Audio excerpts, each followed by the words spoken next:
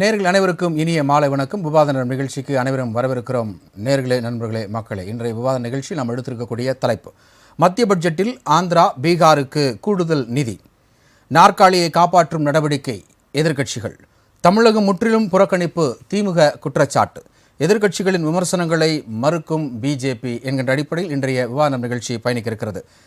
அதாவது கடந்த 6 பட்ஜெட்டை பார்க்கலும் இந்த 7வது பட்ஜெட்டை மரியாதைக்குரிய நிர்மலா சீதாராமன் அவர்கள் நிதியமைச்சர் இன்று மக்களவையில் தாக்கல் பண்ணாங்க. மிகப்பெரிய ஒரு எதிர்பார்ப்பு ஏற்பட்டது. ஏனென்றால் இடைக்கால பட்ஜெட்டை மோடி அரசாங்கத்தினுடைய அந்த கடைசி காலகட்டத்தில், 2வது ஆட்சி அமைப்பினுடைய கடைசி காலகட்டத்தில் பண்ணப்பட்டது. இப்பொழுது மோடி 3.0 என்று சொல்லக்கூடிய 3வது ஆட்சியில் தாக்கல் செய்யப்பட்டிருக்கிற முதல் பட்ஜெட் நிர்மலா சீதாராமன் அவர்களுக்கு 7வது பட்ஜெட். இந்த பட்ஜெட்டில் அதிக அளவில் ரொம்ப எதிர்பார்த்தது தமிழகத்துக்கு எப்படியாவது பிஜேபி அரசாங்கம் ஒரு ரயில்வே துறைக்காவது நிதியை ஒதுக்கும் என்று எதிர்பார்க்கப்பட்ட நேரத்தில் பிஜேபியினுடைய கூட்டணி கட்சிகளே ஒரு சில கட்சிகள் தமிழகம் புறக்கணிக்கப்பட்டிருப்பது மிகுந்த ஏமாற்றம் என்கின்ற அடிப்படையில் தங்களுடைய கருத்துக்களை முன் வச்சிருக்கிறாங்க. அதையும் தாண்டி தமிழக முதலமைச்சர் மரியாதைக்குரிய மு.க. ஸ்டாலின் அவர்கள் இது அவங்களுடைய இருக்கைகளை காப்பாற்றக்கூடிய ஒரு செயலாக தான் பார்க்க முடிகிறது. ஆந்திராவினுடைய முதலமைச்சர் சந்திரசேகர் அவர்களையும் சந்திரபாபு அவர்களையும் அதே போல் பீகாரினுடைய நிதிஷ்குமார் அவர்களையும் திருப்திப்படுத்துவதற்கும் தங்களுடைய கூட்டணியை காப்பாற்றுவதற்கும் இந்த அதிக நிதி ஒதுக்கப்பட்டிருக்கிறது ஆந்திராவுக்கும் பீகாருக்கும் என்ற அடிப்படையில் தன்னுடைய கருத்துக்களை முன்வைத்திருக்கிறார். வாருங்கள் விவாதிக்கலாம். இன்றைய அழைப்பாளர்களை அறிமுகம் செய்து வைக்கின்றோம். இணைமொழியாக தன்னை இணைத்துக் கொள்கிறார் பிஜேபியின் தூத்துக்குடி செல்வம் அவர்கள். மாலை வணக்கம் சார். வணக்கம். அடுத்தபடியாக இணைமொழியாகவே தன்னை இணைத்துக் கொள்கிறார் தமிழ்நாடு காங்கிரசினுடைய செய்தி தொடர்பாளர் சந்திரசேகரன் அவர்கள். வணக்கம் சார். வணக்கம். அடுத்தபடியாக அரங்கனில் முதலாவதாக திராவிட முன்னேற்ற கழகத்தினுடைய மாநில செய்தி தொடர்பாளர் மரியாதைக்குரிய ஆண்டாள் பிரியதர்ஷினி அவர்கள். வணக்கம் மேடம். வணக்கம். அடுத்தபடியாக அரங்கனில் இந்திய கம்யூனிஸ்ட் கட்சியினுடைய மாநில நிர்வாகக்குழு உறுப்பினர் மரியாதைக்குரிய டாக்டர் ரவீந்திரநாத் அவர்கள் இணைகிறார். வணக்கம் சார். வணக்கம். அடுத்தபடியாக உயர்நீதிமன்ற வழக்கறிஞரும் அரசியல் விமர்சகரும் பிஜேபி ஆதரவாளருமான திரு ராமநாதன் அவர்கள் இணைகிறார். வணக்கம் சார். குறிப்பாக இந்த பட்ஜெட்டை ஆளுக்கு ஒரு 2 நிமிடம் கொடுத்துட்றேன். முதலாவது உங்களுடைய கருத்தை நீங்கள் சொல்லிடலாம். திரு பிஜேபி தூத்துக்குடி செல்வம், உங்களுடைய கருத்துக்களை நீங்கள் பதிவு பண்ணலாம். ராஜ் நியூஸ் தொலைக்காட்சி நிறுவனத்திற்கு அதன் நெறியாளர் சகோதரர் அருள் கவரியல் அவர்களுக்கும் தொழில்நுட்ப கலைஞர்களுக்கும் என்னுடைய சக பங்கேற்பாளர்களுக்கும் என்னுடைய முதல் வணக்கம். இதுல மரியாதைக்குரிய அம்மையார் நிர்மலா சீதாராமன் அவர்கள் தொடர்ந்து 7 முறை நிதிநிலை அறிக்கையை தாக்கல் செய்த பெருமைக்குரிய இந்தியாவினுடைய நிதிநிலை அறிக்கையை தாக்கல் செய்த பாரதத்தினுடைய நிதிநிலை அறிக்கையை தாக்கல் செய்த பெருமைக்குரியவர் என்கிற அந்த சிறப்பு அவருக்கு கிடைத்திருக்கிறது. ஏன்னா மரியாதைக்குரிய மொரார்ஜி தேசாய் அவர்கள் 6 முறை தொடர்ந்து நிதிநிலை அறிக்கை தாக்கல் செய்திருக்கிறார். இப்பொழுது அம்மையார் திருமதி நிர்மலா சீதாராமன் அவர்கள் தொடர்ந்து 7 முறை நிதிநிலை அறிக்கையில் தாக்கல் செய்திருக்கிறார்கள். இது மிகவும் வரலாற்று சிறப்பு மிக்க 3 நீங்களே குறிப்பிட்டதை முன்னுரையிலே குறிப்பிட்டதை போல பாரத பிரதமர் அவர்களின் 3.0 என்கிற அந்த திட்டத்தின் அடிப்படையில், அதாவது தொடர்ந்து 3வது முறையும் பண்டித நேருவுக்கு பிறகு 3வது முறை தொடர்ந்து மக்களால் பிரதம அமைச்சராக தேர்ந்தெடுக்கப்பட்டிருக்கிற மரியாதைக்குரிய நரேந்திர மோடி அவர்களுடைய அரசு 18வது நாடாளுமன்றத்தினுடைய முதல் நிதிநிலை அறிக்கை.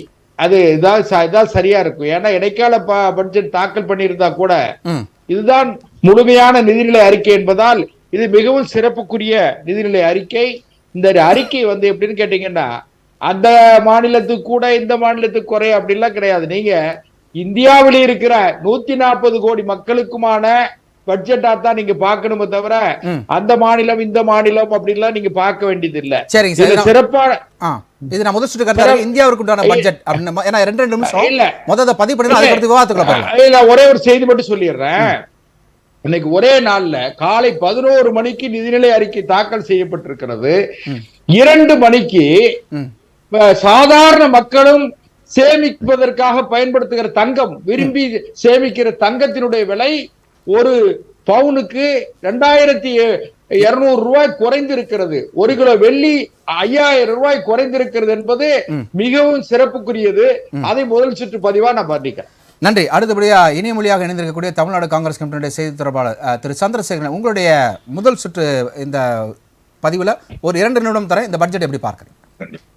இந்த பட்ஜெட் பாத்தீங்கன்னா இப்ப என்டிஏ கூட்டணி, அதாவது மோடி 3.0 சொல்றீங்க. அதுல வருமானம் மதிப்பீடு பாத்தீங்கன்னா 32 லட்சம் கோடி ரூபாயாகவும், செலவினங்கள் 48 லட்சம் கோடி ரூபாயாகவும் இருக்கு. பற்றாக்குறை பட்ஜெட் தான். ஆனாலும் இது ஒரு ஆரோக்கியமான நிதி நிலைமைய, நிதி மேலாண்மைய உறுதி செய்யற மாதிரி இல்ல. ஏன்னா 185 லட்சம் கோடி கடன் ஏற்கனவே இருக்கிறதுக்கு வட்டியும் அதிகமா ஒவ்வொரு ஏறும் ஆண்டும் கட்ட வேண்டிய நிர்பந்தத்திற்கு மத்திய அரசு இருக்கிறது.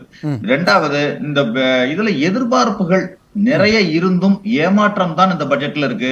7 வருடமாக தொடர்ந்து நிதிநிலை அறிக்கையை சமர்ப்பித்திருக்கிறார் என்ற சாதனையை தவிர வேறு எதுவும் இல்லை என்பதுதான் என்னுடைய கருத்து. வேலையில்லா திண்டாட்டம், வருமானத்துல ஏற்றத்தாழ்வுகள், விவசாயிகளின் பிரச்சனைகள் என பல்வேறு விஷயங்களுக்கு நிதி ஒதுக்காமல் வேறு எதேதோ, அதாவது ஆட்சியை காப்பாற்றிக் கொள்வதற்காக மட்டுமே இந்த பட்ஜெட் சமர்ப்பிக்கப்பட்டிருக்கிறது. ஏன்னா பீகாருக்கும் ஆந்திராவிற்கும் ஒதுக்கப்பட்டதை ஏன் என்று நாங்கள் கேட்கவில்லை.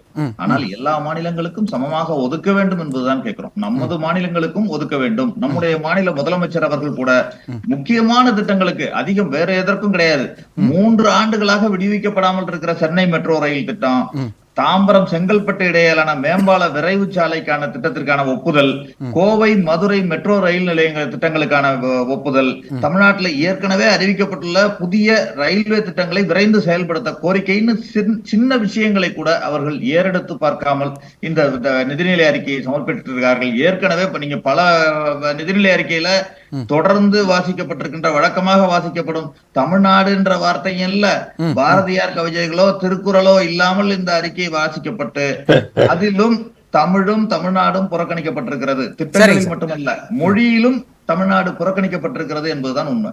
ஓகே, அடுத்த அரங்கத்துல திரு ராமநாதன், உங்களுடைய முதல் பதிவு.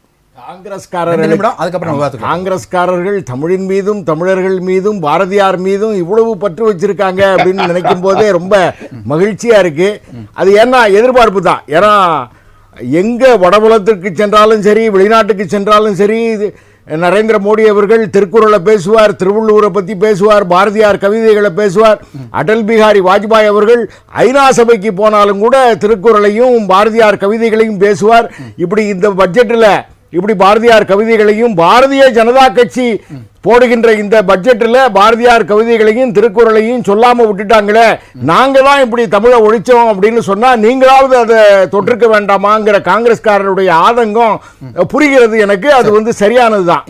இந்த பட்ஜெட்டை பொறுத்த அளவுல எல்லா விதங்கள்லயும் அது ஒரு சமச்சீரான பட்ஜெட் தான். இது வருமான வரி விலக்காக இருக்கட்டும், அதே போல முத்ரா லோன்ல 10 லட்சம் ரூபாய்க்கு மேல கட்டினாங்கன்னா இன்னைக்கு அதை ஒழுங்கா கட்டினவங்களுக்கு 20 லட்சம் ரூபாய். ஏன்னா அந்த மாதிரி ஒழுங்கா இருக்கக்கூடியவர்களுக்கு தான் சிறப்பு சலுகைகள் காட்ட வேண்டும். இந்த மெட்ரோ ரயிலை பத்தி சொல்றாங்க அப்படின்னு சொன்னா, இந்த மெட்ரோ ரயிலில் கொடுக்கக்கூடிய தொகையோ அல்லது ஊரக மகாத்மா காந்தி ஊரக வேலைவாய்ப்பு திட்டங்களில் கொடுக்கக்கூடிய அந்த தொகையோ தமிழ்நாடு அரசாங்கத்தை பொறுத்த அளவில் சரியான முறையில் அதை நிர்வாகம் செய்து, ஏன்னா வேலையை செய்வது பணம் ஒதுக்குவது மத்திய அரசாங்கம், அதை வேலையை செய்வது தமிழ்நாடு அரசாங்கம், அதை சரியான முறையில் செய்வதில்லை, கணக்கும் காட்டுறதில்லை. இந்த பிரச்சனைகள் இருக்கிறது அப்படின்னு சொன்னா, நீங்க 3 வருஷமா பணம் கொடுக்கல, 4 வருஷமா பணம் கொடுக்கல அப்படின்னு சொன்னா, கொடுத்த பணத்துக்கு கணக்கு கேட்டு தான் புரட்சி தலைவர் எம்ஜிஆரே திமுக விட்டு விலகினாரு. அந்த மாதிரி தான் இன்னைக்கு கொடுத்த பணத்துக்கு என்னைக்குமே கணக்கு காட்டுற வழக்கம் திமுகவுக்கு கிடையாது. இந்த பட்ஜெட்டை பொறுத்த அளவில் அது மின் உற்பத்தியாக இருக்கட்டும், திறன் மேம்பாடாக இருக்கட்டும், வேலை வாய்ப்பாக இருக்கட்டும், டிஃபென்ஸ் காரிடாராக இருக்கட்டும், எல்லாவற்றையும் ஒருங்கிணைத்து ஒரு மிகப்பெரிய வளர்ச்சி பாதையிலே இந்தியாவை அழைத்து செல்லக்கூடிய பட்ஜெட். கிட்டத்தட்ட ஒரு 48 லட்சம் கோடி ரூபாயிலிருந்து 50 லட்சம் கோடி ரூபாய்க்கு போடப்பட்ட மிகப்பெரிய பட்ஜெட்.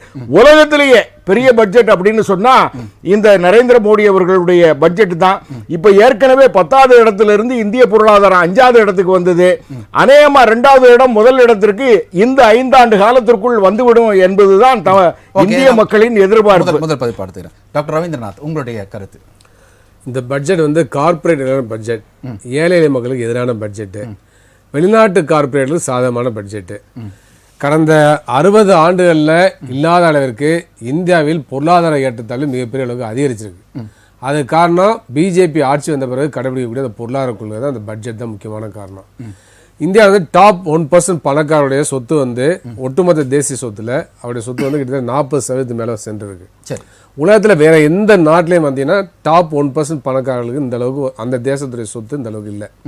அப்ப இது வந்து எதை காண்பிக்கிறது சொன்னால், தொடர்ந்து நரேந்திர மோடி அரசாங்கம் கடைபிடிக்கக்கூடிய பொருளாதார கொள்கை ஏழை எளிய மக்களுக்கு எதிராக இருக்கிறது, ஏழைகளை பரமேழைகளாக மாட்டுகிறது, பணக்காரர்களை மேலும் பணக்காரர்களாக மாட்டுகிறது என்பதுதான்.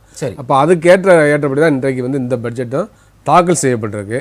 அதே போல ஒவ்வொரு நாட்டு மக்களும் மிக முக்கியமானது என்னக்கா, மருத்துவம், கல்வி, உணவு போன்றவை தான், வேலை வாய்ப்பு. இப்போ இது எல்லாமே புறக்கணிக்கப்பட்டு பார்க்க வேண்டிய அவசியம் இருக்கு. கடந்த 47 ஆண்டுகள் இல்லாதவருக்கு வேலையில்லா திண்டாட்டம் இந்தியாவில் பெருகி இருக்கு.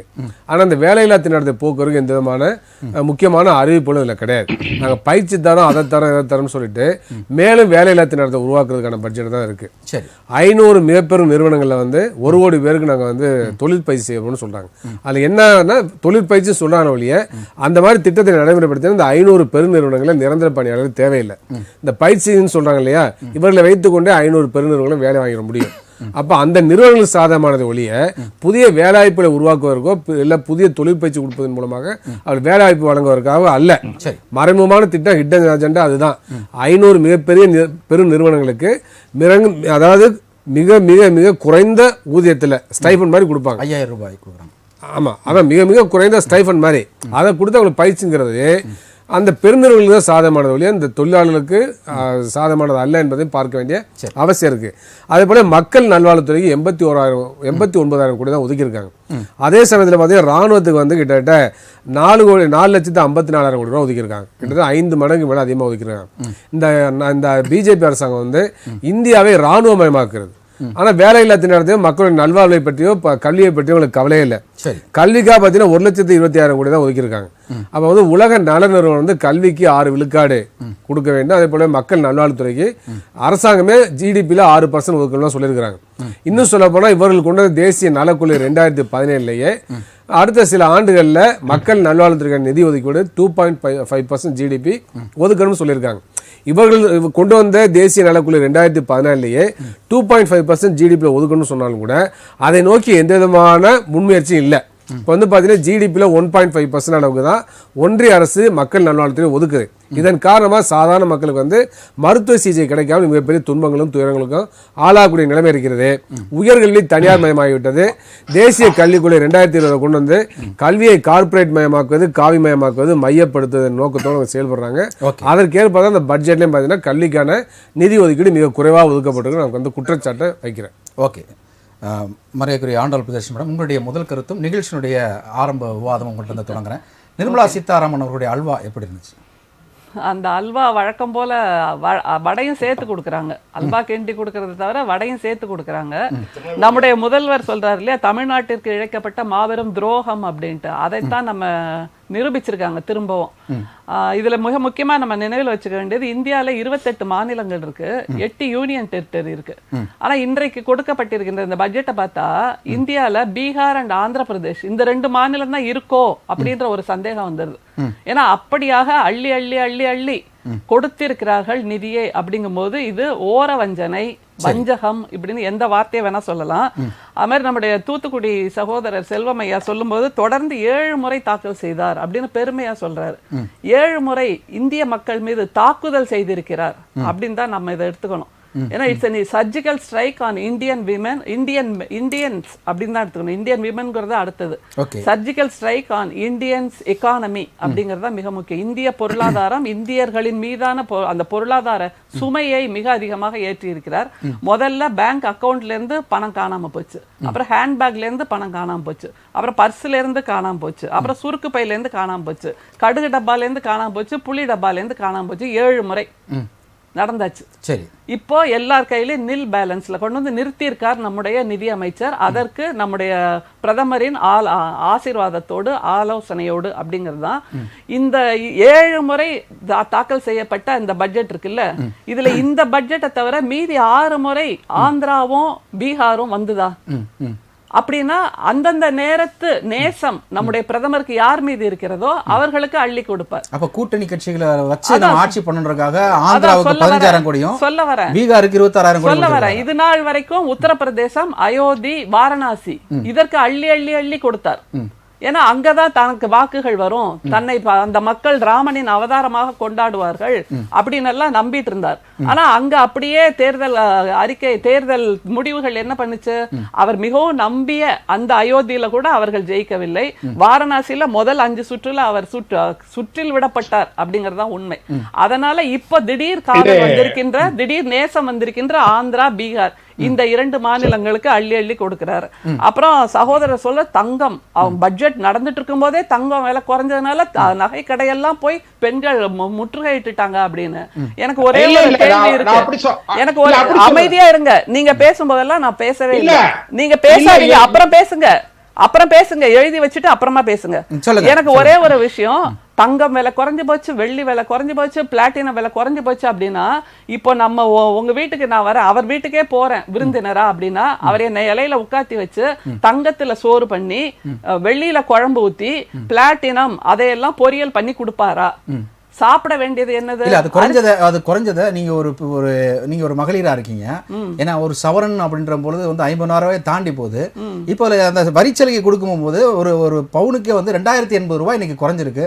அதை நீங்க வரவேற்கிறீங்களா? இல்ல 2080 ரூபாய் கூடி இருந்தா அதுக்கு நீங்க கண்டிப்பா எதிர்ப்பு குறைஞ்சது வரவேற்புக்குரியது. ஆனால் இந்த பலன் நமக்கு வந்து சேருமா, பயனாளர்களுக்கு வந்து சேருமா? அது உடனே ரிஃப்ளெக்ட் ஆயிடுச்சு. இல்ல பயனாளர்களுக்கு எவ்வளவு நாள் வந்து சேரும்? இன்னும் ஒரு வாரத்துக்கு வேணா அப்படி இருக்கலாம். அதுக்கப்புறம் அதுக்கு சேதாரம் செய்கூலின்னு எப்படி விலையை மாத்தி நம்மளிடமிருந்து, நம்முடைய சுருக்கு பையில இருந்து பணத்தை திரும்ப பெறுறதுங்கிறது முதலாளிகளுக்கு தெரியும். அவங்களுக்கு தானே சாதகமா இவங்க பண்ணிட்டு இருக்காங்க. அதுல என்னெல்லாம் ஒரு நகை கடை ஆரம்பிச்சா தொடர்ந்து 10 நகை கடை ஆரம்பிக்கிறாங்க. அப்ப எப்படி அவங்களுக்கு நஷ்டம் வந்தா அது எப்படி ஆரம்பிக்க முடியும்? முதல்ல அதை சொல்லுங்க.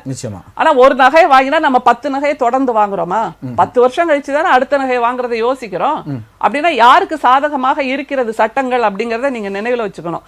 அடுத்தது மோடி 3.0 திரும்ப திரும்ப சொல்றீங்க. இது மோடி 3.0 இல்லை, NDA 1.0 நினைவுல வச்சுக்கோங்க.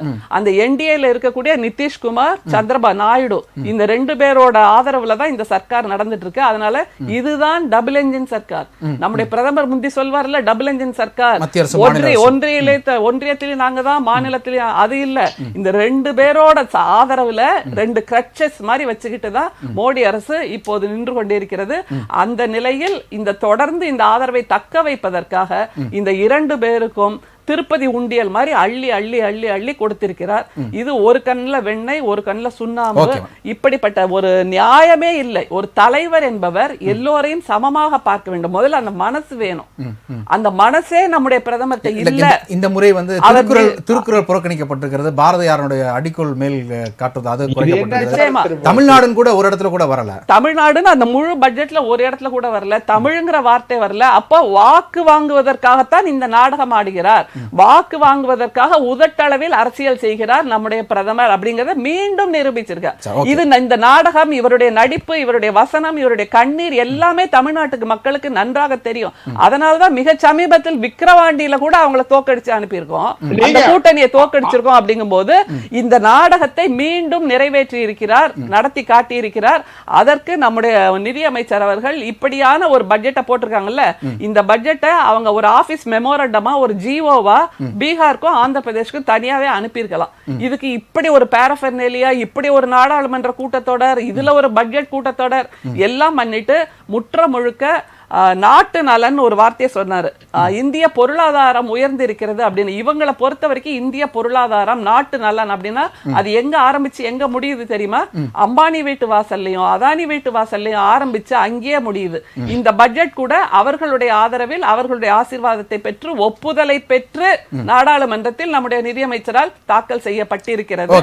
இது இந்திய மக்கள் மீதான மாபெரும் தாக்குதல். திரும்பவும் ஓகே, தூத்துக்குடி செல்லும், நீங்க சொல்லும் போது குறுக்கிட்டீங்க, சொல்லுங்க உங்களோட கருத்துக்களை முன்வைங்க. அத வேற ஒண்ணு இல்ல, சகோதரி சொன்னாங்க சமீபத்துல நடந்த விக்கிரவாண்டி தேர்தலில் கூட அப்படின்னு சொன்னாங்க. விக்கிரவாண்டி தேர்தலில் 22 அமைச்சர்கள் எத்தனை பூத்துகள்ல எவ்வளவு ரூபா கொடுத்து எப்படி ஓட்டு வாங்கினாங்கிறத அவங்க மனசாட்சிக்கும் மக்கள் இந்த நிகழ்ச்சியை பார்த்து கொண்டிருக்கிற பொதுமக்களுடைய தீர்ப்புக்கும் நம்ம விட்டுருவோம். அதனால வந்து அப்படி பார்த்தோம்னா நாடாளுமன்ற தேர்தலில் பிரதமரே 8 தடவை வந்திருக்கிறாரு, உள்துறை அமைச்சர் அமித்ஷா வந்திருக்கிறாரு, ராஜ்நாத் சிங் வந்திருக்கிறாரு, JP நட்டா வந்திருக்கிறாரு. அப்ப மட்டும் அது மட்டும் வரவேற்கிறீங்க. தமிழக மக்களை இப்படி பைசாவுக்கு விலை போறவங்கன்னு சொல்ற இவங்களோட கருத்தை நான் வன்மையா கண்டிக்கிறேன். தமிழக மக்கள் அப்படி எளிச்சவாயர்கள் அல்ல, முற்ற முழுக்க கருத்தியல் சார்ந்தவர்கள்.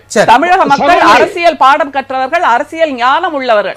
அவங்களுக்கு இந்த நாடகம் தெரியறதுனாலதானே அவங்க புறக்கணிக்கிறாங்க. சொல்லுங்க. விவாத எல்லையை நீங்க கடக்க கூடாது. நீங்க எனக்கு வந்து குறிக்கிற கூடாது சொன்னீங்க, நீங்களே அந்த வரம்பை நீ மீறக்கூடாது. அதாவது விக்கிரவாண்டி தேர்தலில் நான் என்ன சொன்னா, ஒரு சட்டமன்ற இடைத்தேர்தலில் 22 அமைச்சர்கள் ஒரு வாக்குக்கு குறைந்தபட்சம் அந்த மக்கள் சொல்வது 2000 ரூபாய் கொடுத்து வாக்குகளை பெற்று வாக்குகளை மக்கள்கிட்ட இருந்து மக்கள் வாக்குகளை செலுத்தவில்லை, இவர்கள் வாக்குகளை விலைக்கு வாங்கி வெற்றி பெறுவது என்பது ஒரு பெரிய விஷயம் கிடையாது. நீங்களே நெறியாளர் அவர்களே சொன்னீங்க, பிரதமர் வந்தார், இத்தனை முறை வந்தார், ராஜ்நாத் சிங் பாதுகாப்புத்துறை அமைச்சர் வந்தார், எல்லாருமே பிரச்சாரத்துக்கு வந்தாங்க. எங்க வந்து பணம் கொடுக்க வரல, நாங்க யார்கிட்டயும் பணம் கொடுத்து ஓட்டு வாங்கல. நாங்க 18வது நாடாளுமன்ற தேர்தலில் பணம் கொடுக்காமல் 11% வாக்குகள் வாங்கி இருக்கோம். ஆனால் ஆட்சி அதிகாரத்தினுடைய எல்லா கரங்களையும் பயன்படுத்தி கூட திமுக 26% தான் வாக்குகள் வாங்கி இருக்கு. அதனால எங்கள் மீது இவர்களுக்கு இருக்கிற அச்சம் வேற ஒண்ணும் கிடையாது. முன்னாள் நிதியமைச்சர் ப. சிதம்பரம் ஒரு கருத்தை முன் வச்சிருக்காரு. என்ன அப்படின்னா, எங்களுடைய தேர்தல் அறிக்கையை அது அப்படியே நிர்மலா சீதாராமன் பிரதிபலிச்சிருக்கிறாரு இந்த பட்ஜெட்ல. முழுசா உள்வாங்கி இருந்தா இன்னும் நல்லா இருந்திருக்கும் அப்படின்னு வந்து அவங்க சொல்றாங்க. அப்போ அவங்க நல்லது செய்வதற்கு நினைத்ததை நாங்கள் செஞ்சிருக்கோங்கிறத ஒரு வகையில் ப. சிதம்பரம், காங்கிரஸ் கட்சியினுடைய மூத்த தலைவர் ப. சிதம்பரம் அத முழுசா இன்னும் உள்வாங்கல, முழுசா உள்வாங்கி இருந்தாங்கன்னா இன்னும் நல்லா இருந்திருக்குமே அப்படின்ற ஒரு கேட்டீங்கன்னா, அதுல இருக்கிற நல்லதை மட்டும் எடுத்துக்கிட்டோம், தீயதை விட்டுட்டோம்னு சொல்லினோம். அப்படி விட்டுருங்க. அதாவது காங்கிரஸ் கட்சி எங்களிடம் இருந்து நாங்கள் நினைத்ததை அவர்கள் தேர்தல் அறிக்கையாக கொடுத்திருக்கிறார்கள். அந்த தேர்தல் அறிக்கையா கொடுத்த எல்லாத்திலுமே நல்லா இல்ல. நாங்க நல்லா எது சரியோ அதை எடுத்திருக்கிறோம். ஒண்ணு நீங்க முக்கியமா ஒண்ணு பார்க்கணும். விவசாயிகள் இன்னும் பிரதம மந்திரி கரீப் கல்யாண் திட்டம்னு ஒரு திட்டம் இருக்கு. அதுல 80 கோடி மக்களுக்கு அன்ன யோஜனா என்கிற திட்டத்தை இன்றைக்கு வரைக்கும் நாங்கள் செயல்படுத்தி கொண்டிருக்கிறோம். இன்றைக்கு வரை பிரதமர் கொடுத்து கொண்டிருக்கிறார். இவங்க வந்து என்னமோ ரேஷன் கடையில போய் ஃப்ரீ ரேஷன் கொடுக்கன்னு சொல்றாங்க பாருங்க, அது எல்லாமே போய் இவங்க லேபிள் ஒட்டிக்கிறாங்க சார். அதாவது திமுக என்ன பண்றாங்கன்னா லேபிள ஒட்டிக்கிறாங்க. மத்திய அரசாங்கத்தினுடைய திட்டத்தை எந்த இடத்திலேயாவது பிரதம அமைச்சர் தன்னுடைய தாயார் பெயரையோ தந்தையார் பெயரையோ எந்த திட்டத்துக்காக வச்சிருக்காரா? கிடையாது. இல்ல, தமிழ்நாட்டுல உங்க மீது ஒரு குற்றம் வைக்கிறாங்களே, நாங்க அதிகமா நிதி கொடுக்கிற திட்டத்துக்கு முதலமைச்சர் வீடு கட்டும் திட்டம் சொல்லி பேர் வைக்கிறாங்கன்னு சொல்லிட்டு பிரம்மாண்டமான ஒரு குற்றச்சாட்டு முன்வைக்கப்பட்டது. இல்ல, பிரதமர் வீடு கட்டும் திட்டம் நீங்க நல்லா கவனிக்கணும். இன்னும் இதுல இப்ப இந்த பட்ஜெட்ல கூட என்ன சொல்லிருக்காங்கன்னா 3 லட்சம், அதாவது 3 கோடி மக்களுக்கு வீடு கட்ட பிரதம மந்திரியினுடைய வீடு கட்ட திட்டத்தை நாங்கள் அமல்படுத்தோம் சொல்லி இருக்காங்க. நாடு முழுக்க இருக்கிற பெண்களுக்கு நாங்கள் தங்கும் விடுதி, இலவசமாக தங்கும் விடுதியை கட்டுவோம்னு சொல்லி அதுக்கு பணம் ஒதுக்கி இருக்காங்க. இன்னொன்னு புதுப்பிக்க தகுந்த எரிசக்தி, அதுக்கு பணம் ஒதுக்கி இருக்கிறோம். காற்றாலையின் மூலமாக உற்பத்தி ஆகிற மின்சாரம், அதுக்கு அனல் மின்சாரம், புனல் மின்சாரம், சூரிய சக்தியில நீங்க ரொம்ப முக்கியமா மறைமுகமா அம்பானிக்கு அதானிக்கு தான் இந்த பட்ஜெட்டா சார்? ஒரே ஒரு விஷயம் சார், இல்ல நீங்க சொன்னது ஃபுல்லா யார் கையில இருக்கு? இந்திய கவர்மெண்ட் இல்லையே. கொஞ்சம் அனுமதிக்கல சகோதரி ஆண்டாள் பிரியதர்சினி அவர்கள் சமயம் வரும்போது சொல்லட்டும். அதே அதானியுடைய வீட்டு கல்யாணத்திற்கு மரியாதைக்குரிய உதயநிதி ஸ்டாலின் அவர்கள் போய் கடந்து கொண்டாரே, அதுக்கு என்ன பேரு சார்? அது கல்யாணத்துல கலந்துகிட்டாரு சார்.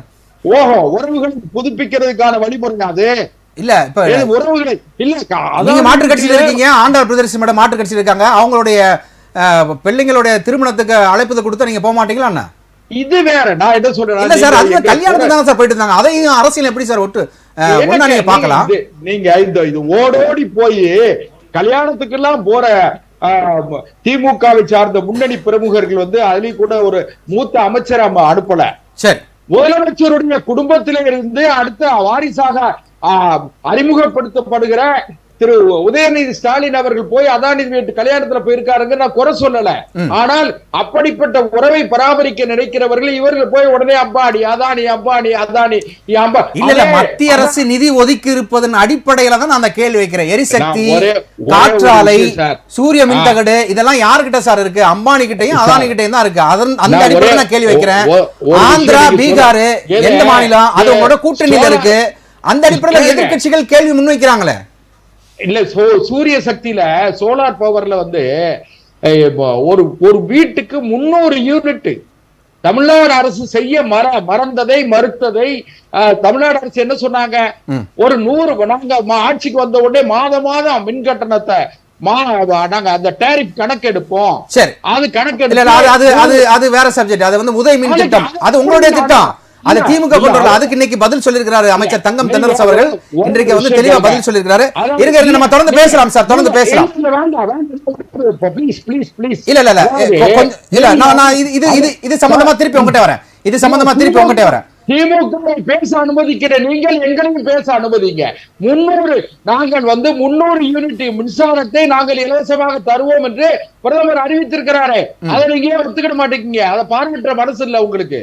அதனால சகோதரி ஆண்டாள் பிரியதர்சினி அவர்களுக்கோ மரியாதைக்குரிய டாக்டர் ரவீந்திரநாத் அவர்களுக்கோ கேன்சர் வந்தா இலவசமாக அவர்களுக்கு சிகிச்சை தரப்படும் சொல்லி இருக்கிறதுலாம் தெரியாது.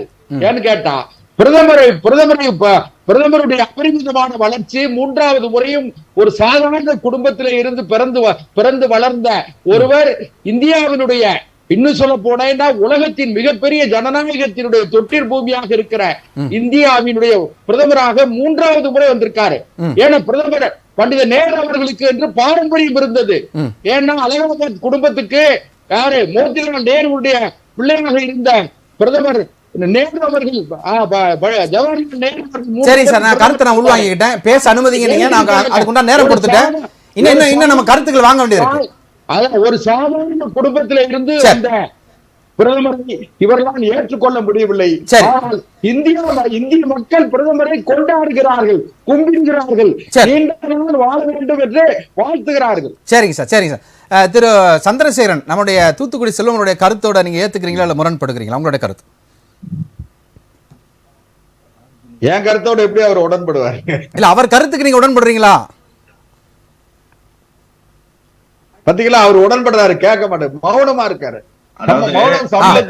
இல்ல மியூட்ல இருந்தது. ஆக்சுவலா அவருடைய கருத்து என்பது ஒரு புகழ்ற மாதிரி தான் இருக்கு. நீங்க பார்லிமெண்ட்ல பேசுறதுதான் அவர் இங்க பேசுறாரு, பார்லிமெண்ட்ல எம்பிக்கள் எல்லாம் பேசுறது மாதிரி தான் இங்க பேசுறாரு. அதாவது நீங்க பட்ஜெட்டை பத்தி பேச சொல்றீங்க, அவர் ஏழை தாயின் மகன் இது பண்றாருன்னு சொல்றாங்க. ஆனா ஏழை தாயின் மகன் வந்து ஏழைகளை பத்தி கவலைப்படல. ஆனால் அதே பண்டித நேரு அவர்கள் பெரிய பாரம்பரியத்திலிருந்து வந்தவர், தன்னுடைய ஆனந்த பவனத்தையே இந்தியாவிற்காக எழுதி கொடுத்தவர். அது மாதிரி இப்ப இந்திரா காந்தியாக இருக்கட்டும், ராஜீவ் காந்தியாக இருக்கட்டும், தங்களுடைய உயிரை இந்தியாவிற்காக, நாட்டு நலனுக்காக தியாகம் செய்தவர்கள். இவர்களுக்கு அந்த தியாக வரலாறும் இல்லை, தன்னுடைய ஏழைகளை பற்றிய சிந்தனையும் இல்லை. இது ரெண்டுமே இல்லாதவர்களை பற்றி பேசியும் பிரயோஜனம் இல்லை. அது வேற. இன்றைக்கு பட்ஜெட்டை பத்தி நான் வந்துடுறேன். அதாவது பீகார் மாநிலத்திற்கு இவ்வளவு கொடுத்தார்கள், ஆந்திர மாநிலத்திற்கு இவ்வளவு கொடுத்தார்கள்.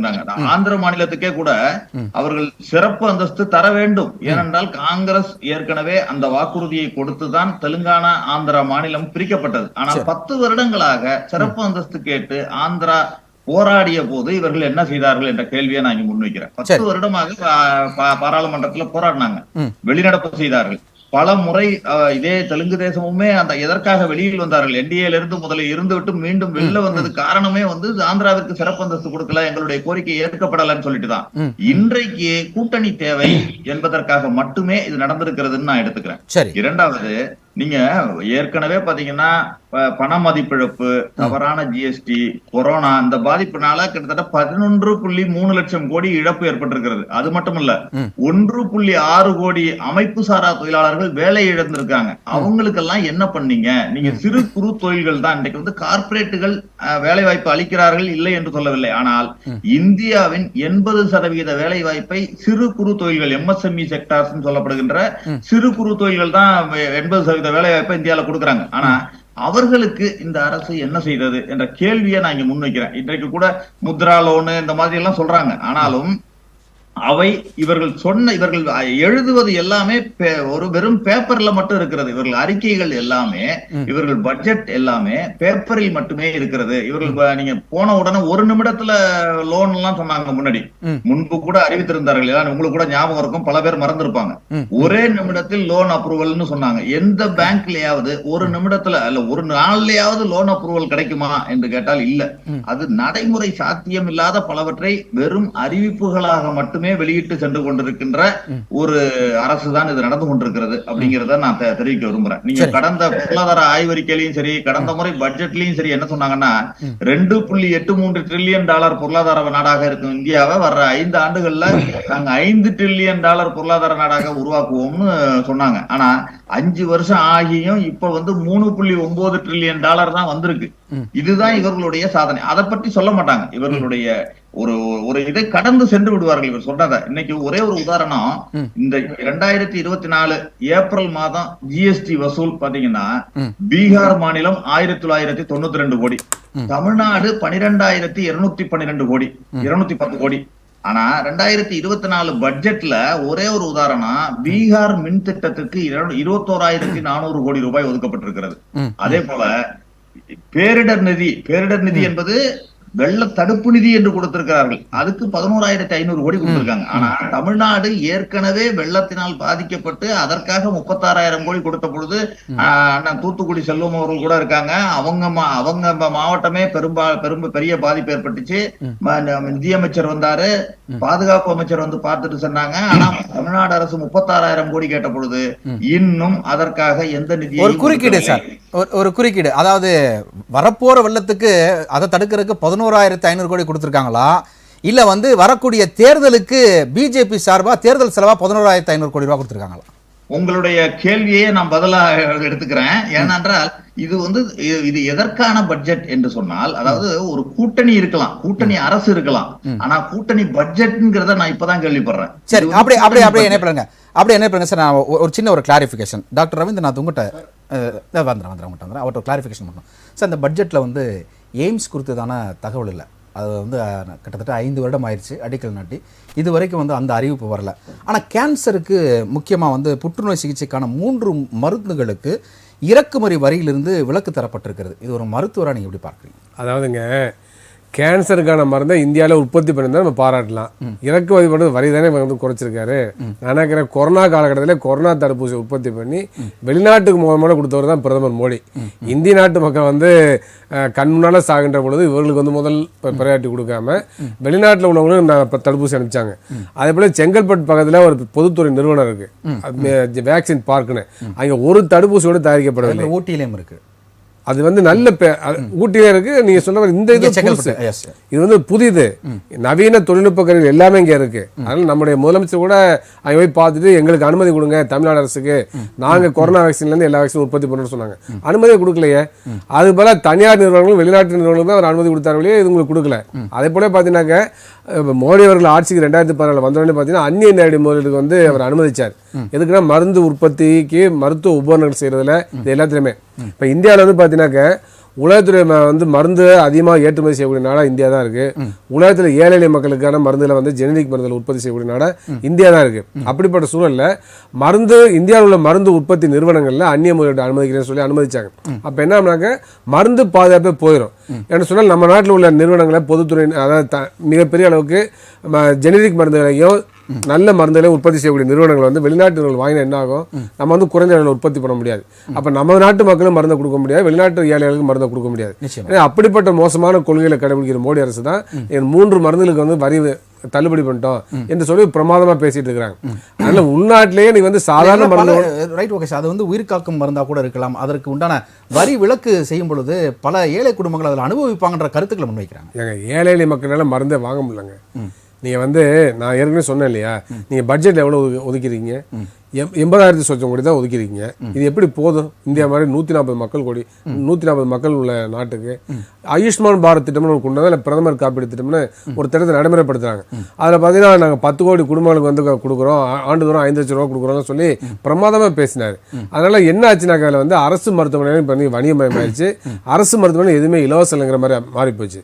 அப்போ இந்தியாவில் நடுத்தர குடும்பங்கள் ஒன்று ஹெல்த் இன்சூரன்ஸ் வாங்கணும், இல்லைன்னா பணம் கட்டி சிகிச்சை வழங்கணும் அப்படின்னு மோசமான திட்டத்தை தான் பிரதமர் மோடி வந்து தமிழ்நாட்டில் எடுத்துக்கிட்டு போகும்போது முதல்வர் மருத்துவ காப்பீட்டு திட்டம் இருக்கு. அந்த தமிழ்நாடு மருத்துவமனை வணிகமயமாயிடுச்சுன்னு சொல்ல நான் வந்து தமிழ்நாடு அரசு காப்பீடு திட்டத்தை நான் ஏற்றுக்கொள்ளவில்லை. தமிழ்நாட்டிலே வந்து நேரடியாக அரசு மருத்துவமனைகளுக்கு வந்து அரசாங்கம் நிதி ஒதுக்கணும். அரசு மருத்துவமனையில் முழுமையாக வந்து மருத்துவ சிகிச்சைகளும் அதே போல பரிசோதனை இலவசமாக மேற்கொள்ளப்பட வேண்டும் என்பது என்னுடைய கருத்து.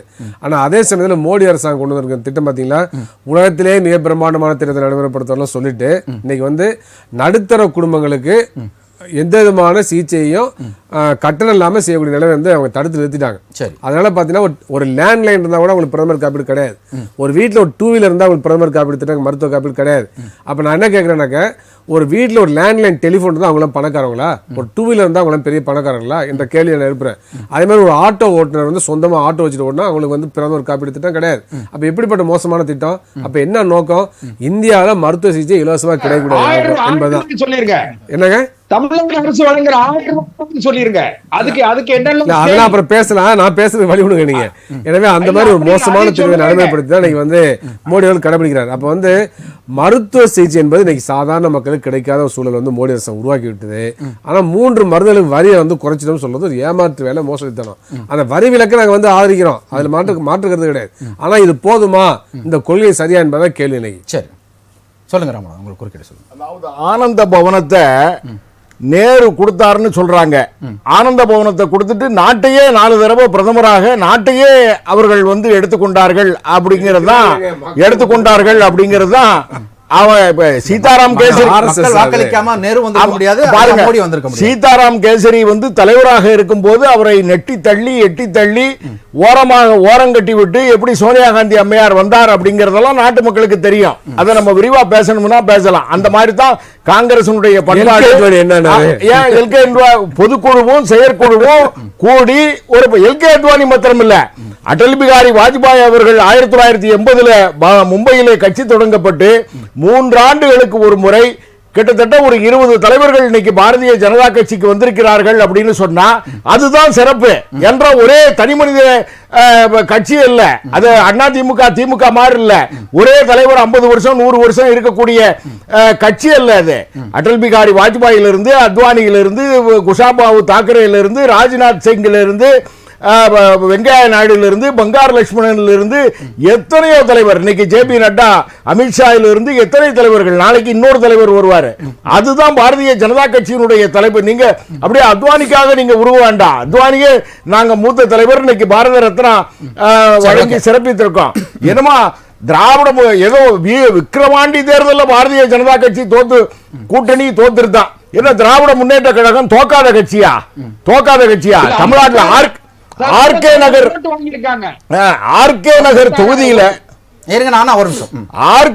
தொகுதியில இடைத்தேர்தல் திராவிட முன்னேற்ற கழகம் டெபாசிட் போனது. அதுதானே வரலாறு கடந்தாப்புல. அதனால ஒரு கட்சி ஜெயிக்கும், ஒரு கட்சி ஒரு தேர்தலில் தோக்கும், ஜெயிக்கும். இந்த முதலமைச்சரே வெற்றி வாய்ப்பு இழந்த வரலாறு எல்லாம் இருக்குல்ல.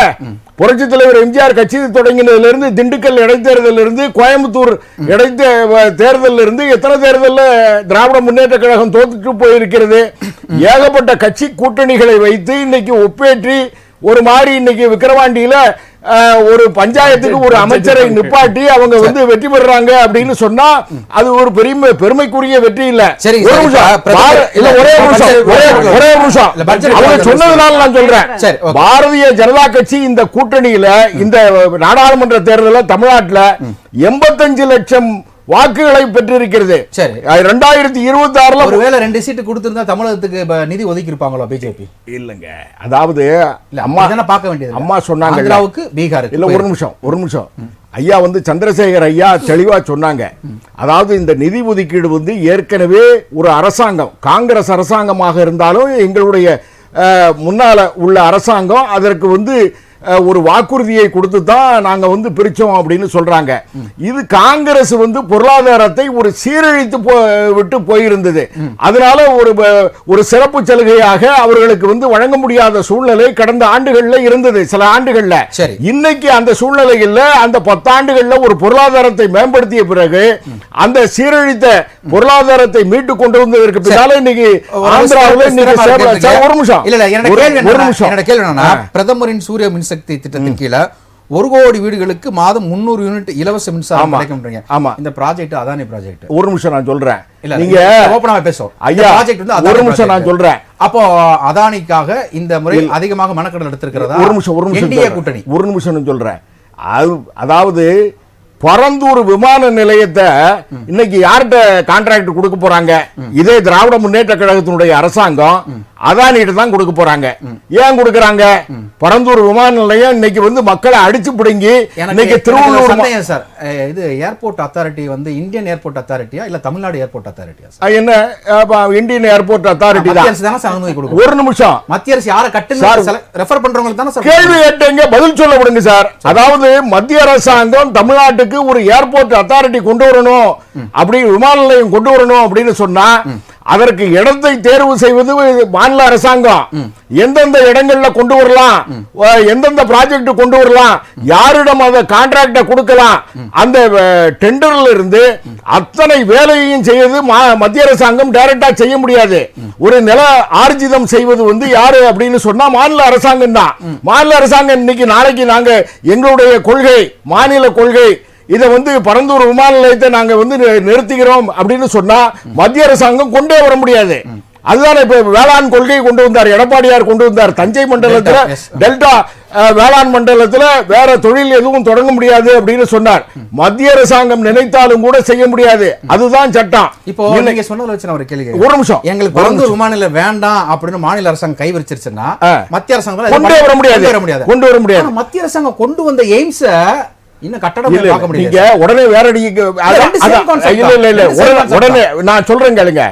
இது இடதுசாரிகள் வந்து விழிஞ்சன் துறைமுகம், தமிழ்நாட்டுக்கு இணையம் துறைமுகம் கொண்டு வர அப்படின்னு சொல்லி மத்திய அரசாங்கம் கொண்டு வந்த போது பொன்னார் அவர்கள் அமைச்சராக இருந்தார், மிக எளிதாக கொண்டு வந்திருப்பார். ஆனா மாநில அரசாங்கம் முட்டுக்கட்டை போட்டது. அங்கே உள்ள மிஷினரிகள் எதற்காக முட்டுக்கட்டை போட்டாங்கன்னா தமிழர்களுக்கு வேலை வாய்ப்பு கிடைக்கக்கூடாது.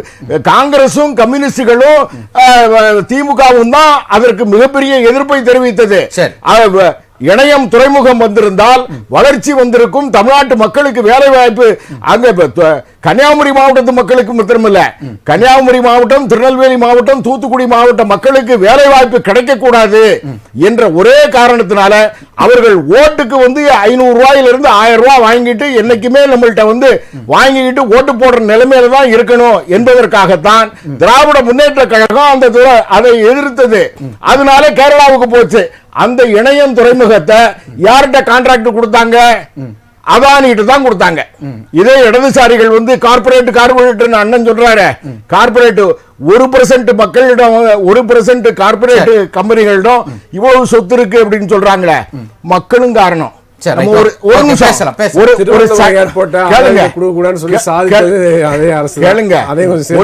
ஒரு சட்டையோ கண்ணாடியோ ஒரு செல்போனோ வாங்கினா கூட அமேசான் கம்பெனிகளை ஆர்டர் பண்றோம். இது யாருடைய தப்பு? அண்ணனே அப்படித்தான் பண்ணுவாரு நினைக்கிறேன், நுகர்வோருடைய. அப்ப சொத்து யாருடைய? நம்ம பக்கத்து வீட்டுல கடை இருக்கும், பக்கத்து தெருவுல கடை இருக்கும். ஆனா அமேசான் கம்பெனியில நம்ம ஆர்டர் பண்றோம். காய்கறியில இருந்து இன்னைக்கு ஆர்டர் பண்றோம், ஒரு தோசைக்கல்ல ஆர்டர் பண்றோம். அந்த மாதிரி பண்றாங்கன்னா 1% இல்ல, இந்த மக்கள் வறுமையாக கூடிய சூழல். மக்களை வந்து திருத்தறதுக்கு பாருங்க. அதனால அமேசான வெளியேற்ற பாருங்க. நீங்க சொல்லுங்க, அமேசான கேரள மாநிலத்துல அந்த மாதிரி செய்யக்கூடாது அப்படின்னு சொல்லுங்க. மத்திய அரசாங்கம் அப்படின்னு சொல்றாங்க. அதாவது நம்ம தொடர்ந்து பேசுறோம். மேடம், உங்களுடைய குறுக்கீடு இதுக்கு உங்களுக்கு உண்டான இல்ல குறுக்கீடு இல்ல, எல்லா விவாதங்கள்லயும் எடுத்த தலைப்பை மடைமாற்றம் செய்து நீங்க அரசியலுக்கு கொண்டு போறீங்க. விக்கிரவாண்டி தோத்து போச்சு, அயோத்தியில தோத்து போச்சு, நீங்க செல்வம் அவர்கள் அடிக்கோடு இட்டு காமிச்சனால அதுக்கு பதில் சொல்லல. இவங்க தான் முதல்ல திரு செல்வம் அவர்கள் சொன்னதன் அடிப்படையில் தான் அவங்க வழக்கில் விட்டாங்க. சொல்லுங்க மேடம், உங்களுடைய கருத்துக்களை சொல்லுங்க. பிஐபி பிரஸ் இன்ஃபர்மேஷன் பியூரோ 2023 ஒரு அறிக்கை வெளியிட்டது. என்னன்னா எந்தெந்த மாநிலங்கள் மிக அதிகமாக ஜிஎஸ்டி கொடுக்குது அப்படின்னு. அதுல தமிழ்நாடு 4வது இடத்துல இருக்கு. 1,13,174 கோடி. ஓகே, இந்த இத்தனை தூரம் நாம் சம்பாதித்து ஒன்றிய அரசுக்கு ஜிஎஸ்டியாக கொடுக்கிறோம். அது மாதிரி அந்த டாப் 10ல பீகாரோ ஆந்திர பிரதேசோ வரவே இல்லை. அப்படின்னா இந்த 10 மாநிலங்கள்ல இருக்கக்கூடிய மக்கள் உழைத்து வேலை பார்த்து சம்பாதித்து இருக்கிற எல்லா வரியும் கட்டி ஒன்றிய அரசுக்கு ஜிஎஸ்டியா கொடுக்கறோம். அவங்க ஊரா வீட்டு நெய்யே பொண்டாட்டி கையேங்கிற மாதிரி எல்லாத்தையும் அள்ளி தன்னோட கூட்டணி நலனுக்காக மட்டுமே இந்திய கஜானாவை காலி செய்து கொண்டிருக்கிற ஒரு பிரதமராக நமக்கு வாய்த்திருக்கிறார். அப்படிப்பட்ட ஒரு கூட்டணிக்கு முட்டு கொடுப்பவராக நம்முடைய நிதி அமைச்சர் இருந்துட்டு இன்னைக்கு அப்படியே பெருமையாக 7வது முறையாக தாக்கல் செய்கிறார் அப்படின்னு சொல்றாங்க. 7வது முறையாக தாக்கல் செய்யும் போது கூட சொந்தமாக ஒரு கருத்தை சொல்ல வேண்டும், சொந்தமாக ஒரு திட்டத்தை அறிவிக்க வேண்டும். அப்படியெல்லாம் இல்லாம கட் காப்பி பேஸ்ட், காங்கிரஸோட அந்த மேனிஃபெஸ்டோவை எடுத்து அதுல இருந்து 2 திட்டம், இன்டர்ன்ஷிப் அந்த மாதிரி எல்லாம் 5000 ரூபாய் உதவித்தொகையோடு அது ஒண்ணு.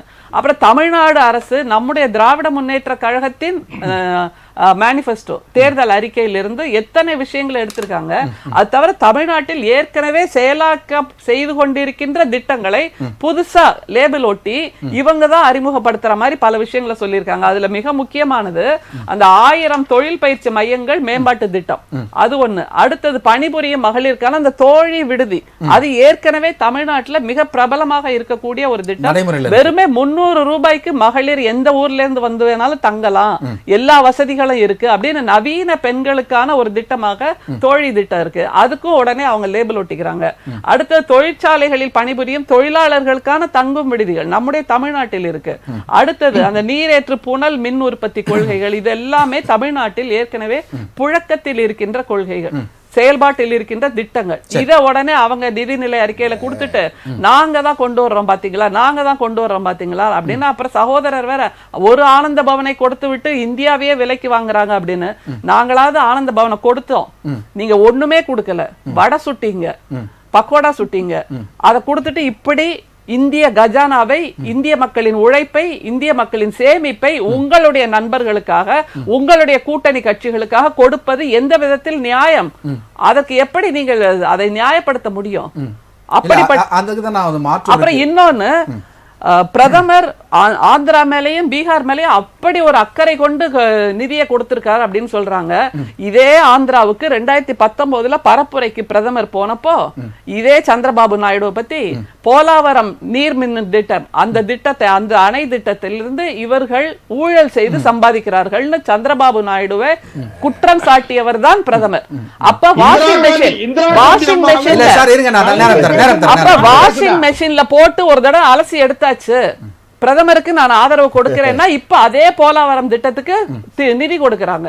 அப்ப இவர்கள் நினைத்தால் ஒரு ஊழலை கூட சரி என்று ஆக்கிவிடும், இல்லை சரி என்று இருப்பதை கூட ஊழல் என்று ஆக்கிவிட முடியும். சகோதரர் செல்வம் அவர்கள் சொன்னார்கள், அதாவது நீங்க தான் சொன்னீங்களா எனக்கு தெரியல, எந்த மெட்ரோ திட்டத்துக்கும் இவர்கள் சரியாக செலவு கணக்கை சொல்வதில்லை அப்படின்னு. அவங்களுக்கு ஞாபகப்படுத்துங்க, நீங்க நெறியாளர், சிஏஜி அறிக்கைன்னு ஒண்ணு வந்தது, 7.5 லட்சம் கோடி ஊழல் நடந்ததுன்னு வந்தது. அது எந்த விதத்துல, அத கொஞ்சம் கேட்டு சொல்லுங்க. இப்படியாக இருக்கின்ற எல்லா ஊழலையும் கார்பெட்டுக்கு அடியில போட்டு மறைச்சிட்டு நாங்கள் புனிதமானவர்கள்னு சொல்லி இவர்கள் செய்து கொண்டிருக்கிற நாடகத்தை நாங்கள் நம்ப மாட்டோம். அப்புறம் ஊழல் இழப்பும் தான். ஓகே, அப்ப அதே மாதிரிதானே ஒரு திட்டம் நடைமுறையில் இருக்கிறது என்றால் சிஏஜி அறிக்கை மருத்துவ காப்பீடு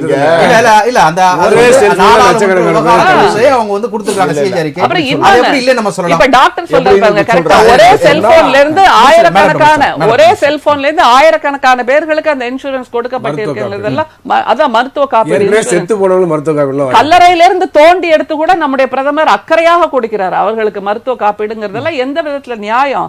அதே மாதிரி சகோதரர் சொன்னார், டாக்டர் சொன்னாரு, அந்த கேன்சருக்கான அந்த மருந்தை நம்மளே தயார் பண்ணலாம் அப்படின்னு.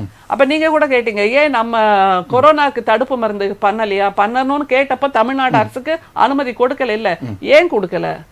கொரோனாவுக்கு அந்த தனியார் நிறுவனம் சீரம் தயாரித்த போது அவர்கள் எலக்டோரல் பாண்ட் மூலமாக கட்சிக்கு நிதி கொடுத்தார்கள். தமிழ்நாடு அரசு அப்படி கொடுத்திருக்குமா? கொடுக்க முடியாது. இந்த சீரம் கம்பெனி எலக்டோரல் பாண்ட் மூலமாக நிதி கொடுத்தார்கள் என்பது பட்டியல்ல வெளிவந்தது. எனவே இவர்களுக்கு யார் சகாயம் செய்கிறார்களோ அவர்களுக்கு வேண்டிய நிதியை இந்திய கஜானாவில் வாங்கியது அப்படின்னு செல்வம் சொல்றாரு. ஆமா, அப்ப அதான சிஸ்டமா இருந்தது, நாங்க மறுக்கலையே. ஆனால் நீங்கள் பெற்ற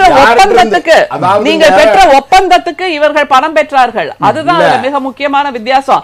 அதே மாதிரி அந்த ஆன்லைன் கேம்பிளிங் என்று சொன்ன அந்த ஆன்லைன் கேம்பிளிங், அந்த விளையாட்டு துறையில் அந்த விளையாட்டு கம்பெனில இருந்து கூட இவங்க நிதி பெற்றார்கள்ங்கிறதெல்லாம் நமக்கு லிஸ்டா வந்ததா இல்லையா? சரி, இன்னைக்கு நம்ம பேச வேண்டியது பட்ஜெட் தான். இன்னைக்கு நம்ம பேச வேண்டியது பட்ஜெட் இல்ல. அப்படி நம்ம எலக்ட்ரல் பாண்ட் பேசணும், அது யார் எடுக்கறாங்க பேசுறாங்க, நம்ம பதில் சொல்றோம். அவங்க தொடறாங்க. அவங்க யார், அதாவது பாரதிய ஜனதா கட்சி நிதி பெற்றது அப்படின்னு சொன்னா ஒழுங்கா முறையாக பதிவு செய்து டாக்ஸ் கட்டி அந்த கம்பெனிக்காரங்கள்ட்ட வாங்குறாங்க. ஆனா இங்க லாட்டரி சீட்டு தடை செய்யப்பட்டது. இங்க மார்டின் லாட்டரியை வந்து தடை செய்யப்பட்ட அனுமதிக்க பணம் வாங்குறீங்க.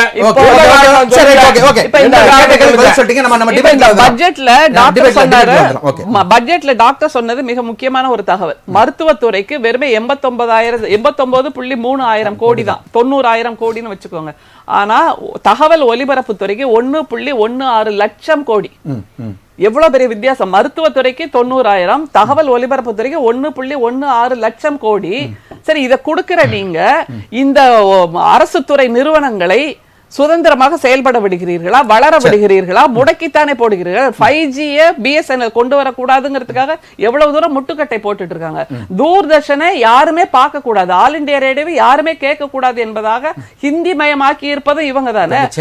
தமிழ்நாடு கோடை பண்பலை வந்து நிறுத்தப்பட்டிருக்கிறது. கோடை பண்பலை மட்டும் இல்ல, எல்லா பண்பலையும் நிறுத்தி அதை இணை ஒளிபரப்பா சொல்லி ஆல் இந்தியா ரேடியோல காலையில, அதான் நான் எப்பவுமே சொல்லுவேன், பாயசத்துல சாம்பார் ஊத்தி சாப்பிடுற மாதிரி ஒரு மெயின் அறிவிப்பு போயிட்டு இருக்கும்போது இந்த இளைஞர்களுக்கான நிகழ்ச்சி வரும்போது ஒரு அப்படிப்பட்ட ஒரு குழப்பமாக இருக்கிறது அந்த ஒலிபரப்பே. அதனால BSNL, MTNL, Doordarshan, all India radio இந்த மாதிரி நிறுவனங்களை, அரசு நிறுவனங்களை சுதந்திரமாக செயல்பட விடாமல் அதுக்கு நீங்க 1.16 லட்சம் கோடி கொடுப்பது என்பது எப்படி நியாயப்படுத்த முடியும்? அங்க இருப்பவர்கள் கற்பனை, அதாவது கிரியேட்டிவாக செயலாற்றினாலே அது ஒரு மாபெரும் குற்றம். அப்படிப்பட்ட ஒரு நிலையில் அந்த நிறுவனங்களை வச்சுக்கிட்டு நீங்க 1.16 லட்சம் கோடி கொடுக்கறீங்க. ஆனால் இது எதற்காக பயன்பட போகிறது என்றால் திரும்பவும் பிரதமரோட விளம்பரங்களே அதில் அதிகமாக காட்டுவாங்க. அப்புறம் மன் கி பாத், அது வேற ஒண்ணு.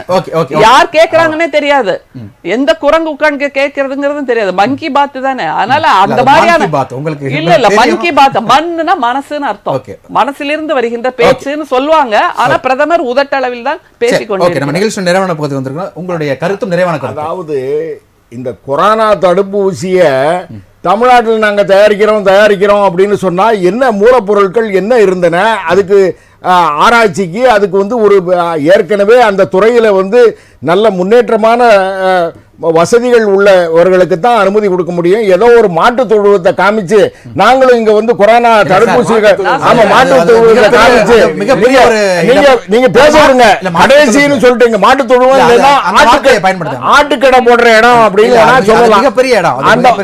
அதான் மிகப்பெரிய இடம் தான். அந்த மாதிரி ஒரு அந்த மாதிரி ஒரு இடத்தை காமிச்சு நாங்க வந்து தயாரிக்க போறோம்னா அந்த மூலப்பொருட்கள் எங்க வாங்க போறீங்க, எவ்வளவு ஒப்பந்தங்கள் எத்தனை நாடுகள்ல இருந்து மூலப்பொருட்கள் போடப்பட்டன, வெளிநாட்டுக்கு அனுப்பப்பட்டன அப்படிங்கிறது கொரோனால இந்திய நாட்டு 150 கோடி மக்களுக்கு இலவசமாக கொரோனா தடுப்பூசியை தயாரித்து கொடுத்தவர் பிரதமர் மோடி அவர்கள், பாரதிய ஜனதா கட்சி அரசாங்கம். அம்பானிக்கு அதானிக்கு எதை சொன்னாலும் அம்பானிக்கும் அதானிக்கும் அப்படின்னு சொல்றது. அதாவது இந்த பட்ஜெட்டை பொறுத்தளவுல இளைஞர்களுடைய, அதாவது ஜிஎஸ்டியை பத்தி ஒண்ணு சொன்னாங்க. ஒரே ஒரு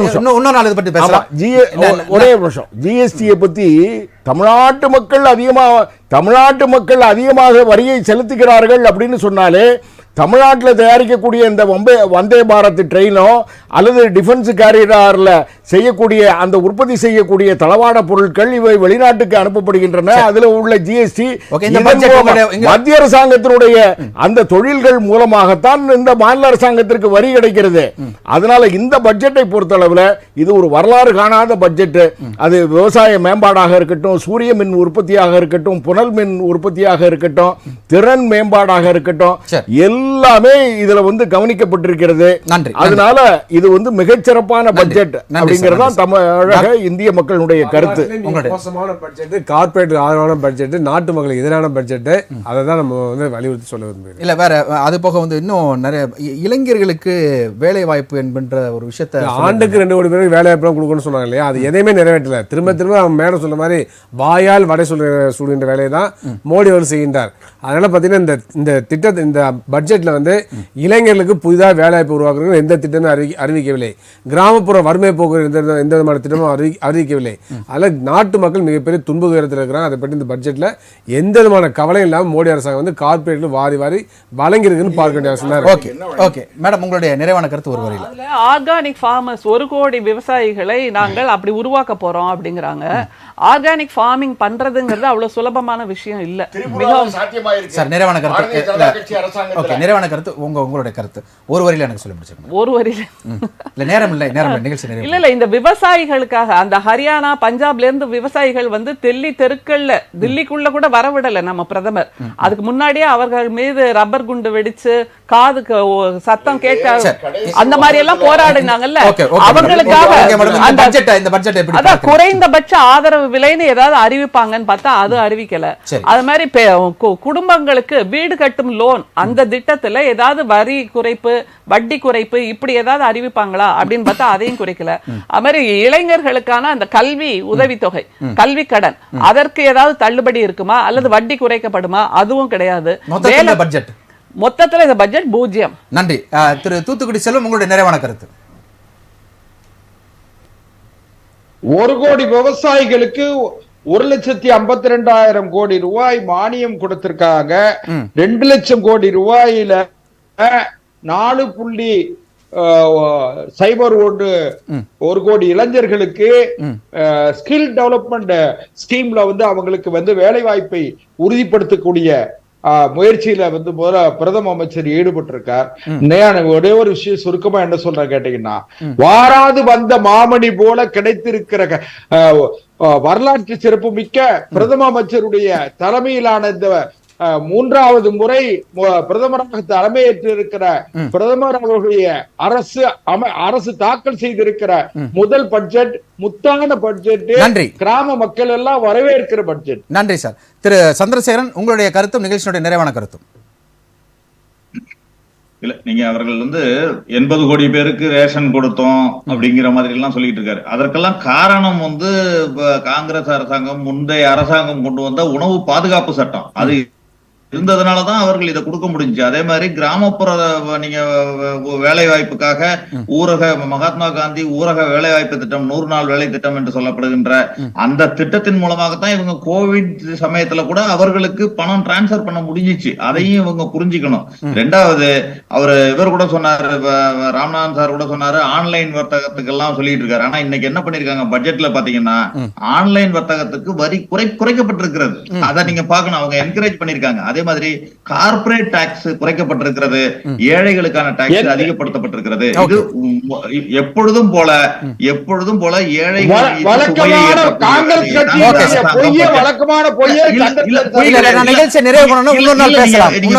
ஆன்லைன் வர்த்தகத்துக்கு வரி குறைத்திருக்காங்களா இல்லையா? ஆமா, குறைச்சிருக்காங்க. காங்கிரஸ் அரசாங்கம் கொண்டு வந்த நான் நிகழ்ச்சி நிறைவு பண்ணணும். நிகழ்ச்சி வந்து பலனை அனுபவித்துக் கொண்டிருக்கிறார். சரி, நன்றி. நிகழ்ச்சியில் வந்து கருத்துக்களை பதிவு செய்த 5 அழைப்பாளர்களுக்கும் ராசிரியர்கள் நன்றிகளையும் வாழ்த்துக்களையும் வணக்கங்களும் தெரிவித்துக் கொள்கிறது. நேயர்களே, நம்முடைய விவாத நிகழ்ச்சி இத்துடன் நிறைய பெறுகிறது. நடைபெற்று முடிந்த நம்முடைய பட்ஜெட்டை குறித்து இங்கு வந்திருக்கக்கூடிய அழைப்பாளர்கள் பேசினார்கள். அது அவர்களுடைய சொந்த கருத்துக்கள் என்பதை தெரியப்படுத்திக் கொண்டு மீண்டும் நாளை மற்றொரு தலைப்போடு உங்களை சந்திக்க வருகிறோம். நன்றி, வணக்கம் நண்பர்களே, மக்களே.